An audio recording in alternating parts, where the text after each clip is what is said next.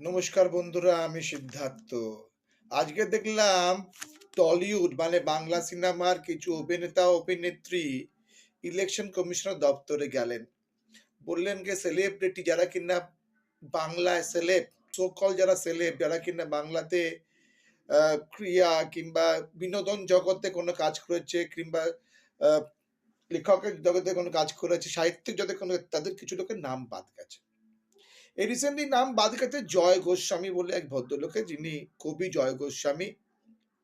সে জয় গোস্বামী থাকে হচ্ছে সল্টলেকে, আর তার ভোটার অধিকার দেওয়ার অধিকার হচ্ছে যাদবপুরে। তার নামে এসআইআর গেছে। তার মিসেস বলছে উনি শরীর অসুস্থ, কি করে যাদবপুরে হেয়ারিং এ যাবে। এটা একদম গুরুত্ব হবে জয় গোস্বামী। কিন্তু এইটাও ঠিক কথা, জয় গোস্বামীও নিশ্চয়ই চাইবে না যে 2002 ওনার নাম এসআইআর লিস্টে ছিল না, তো ওনার নামে সমন আসবে না। কেন? উনি কবিতা লেখেন বলে, উনি সাহিত্যিক বলে। এমন কোনো কথা নেই যে সাহিত্যিক বলে তার নামে সমন আসবে না।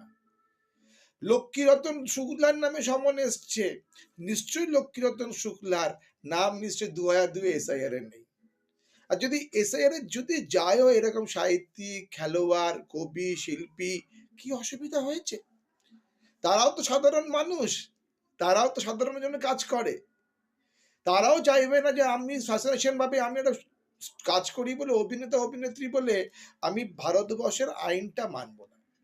তাই বন্ধুরা, সবাইকে তো আইন মানতে হবে। সে জয় গোস্বামী হতে পারে, লক্ষ্মীরতন শুক্লা হতে পারে, নচিকেতা হতে পারে, আরো অনেক কিছু হতে পারে। কেন? আমরা কেউ আইনের ঊর্ধ্বে না, সবাই আইন হিসেবে মানব। এই এসআইআর যদি কেউ যায়, সে কোনো অন্যায় করেনি। তার যদি মায়ের নাম, বাবার নাম যদি তাদের 2002 সালের এসআই থাকে, তার কোনো চিন্তা নেই, কপিটা দিয়ে দিক, তাহলেই তো হয়ে গেল। দ্বিতীয়টা, সে যদি মাধ্যমিক মানে ক্লাস 10 যদি পড়ে, তার মার্কশিটের নাম আছে, সেই মার্কশিটে দিলে তো তার কাজ হয়ে গেল, তার এসআইয়ের নাম থাকলো। তৃতীয়, যদি তার যদি জন্মের প্রমাণপত্র থাকে, বার্থ সার্টিফিকেট থাকে, ও যদি শংসাপত্র কেএমসি লিখে দেয়, ওই তো হয়ে যাবে।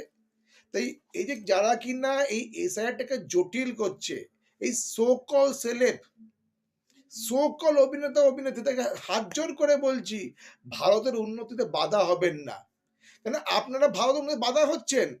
আপনারা চাইছেন ভারত পরিবারবাদে গ্রাস চলে যাক, আর আপনাদের মতন মানুষের সুবিধা হোক। আপনাদের শিল্পটাকে দেখাতে পারেন, আপনারা রোজগার করতে পারেন, অসুবিধা নেই রোজগার করেন, কিন্তু ভারতকে ছোট করবেন না। আপনি এশিয়াকে যখন করছেন, ভারতকে বিরোধ করছেন। প্লিজ সেলেবরা, ভারতকে বিরোধ করবেন না, ভারতের সঙ্গে